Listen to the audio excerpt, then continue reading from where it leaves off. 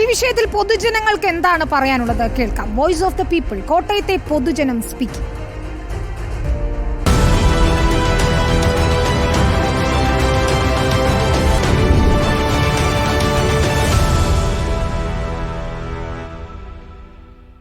തുരുമ്പെടുത്ത് ഇങ്ങനെ പോവും. അവസാനം ആക്രി കൊടുക്കാനാണ്, അല്ല നന്നാക്കി എടുക്കാനല്ല. നന്നാക്കി എടുക്കുന്ന പറഞ്ഞാൽ ഇതിനു മുമ്പ് നന്നാക്കി എടുത്തത് തന്നെ. ആകാശപാത അന്ന് പണിതപ്പം ഇവിടെ ഒരു നല്ല കാര്യമായിരുന്നു. കാരണം തിരക്ക് കുറയുമായിരുന്നു. അടുത്ത ഭരണകൂടം വന്നപ്പോൾ അതിനൊരു താല്പര്യം ഇല്ലാതെ വന്നു. അതിൻ്റെ പേരിൽ ഉമ്മൻചാണ്ടി ഗവൺമെൻറ് ആയിരുന്നെങ്കിൽ അതൊക്കെ നല്ല ഭംഗിയായിട്ട് നടക്കുമായിരുന്നു. ബലക്ഷയം ഇപ്പോൾ ഉണ്ടായി കാണും. കാരണം അല്ലെങ്കിൽ അതിന് ബാക്കി പണി നേരത്തെ കഴിയണമായിരുന്നു, ചെയ്യണമായിരുന്നു. ഇനിയിപ്പം രാഷ്ട്രീയക്കാർ ഇപ്പം രണ്ടു കൂട്ടരും അങ്ങോട്ടും ഇങ്ങോട്ടും എന്താ മനസ്സിൽ വിചാരിച്ചിരിക്കുന്നത് നമുക്കറിയാൻ പറ്റുമല്ലോ, പൊതുജനങ്ങൾക്ക് അറിയാൻ പറ്റിയല്ലോ.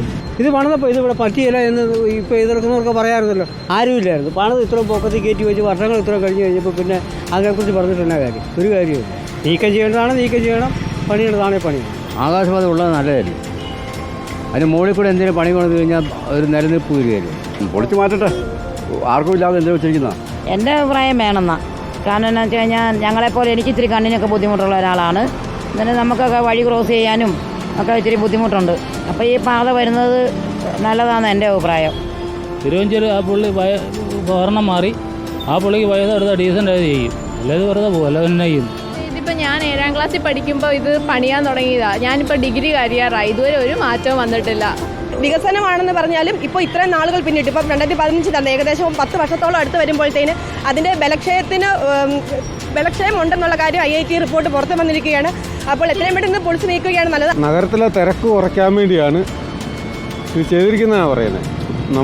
ഇവർ ഉദ്ദേശിക്കുന്ന എവിടെ കൊണ്ട് ഇത് ലാൻഡ് ചെയ്യുന്നോ എവിടെ കൊണ്ട് സ്റ്റാർട്ട് ചെയ്യുമെന്നോ നമുക്കറിയത്തില്ല. ഇത്രയൊക്കെ ആക്കി വെച്ച സ്ഥിതിക്ക് അത് വീണ്ടും അതേപോലെ തന്നെ ആക്കുമായിരിക്കും സൗകര്യം.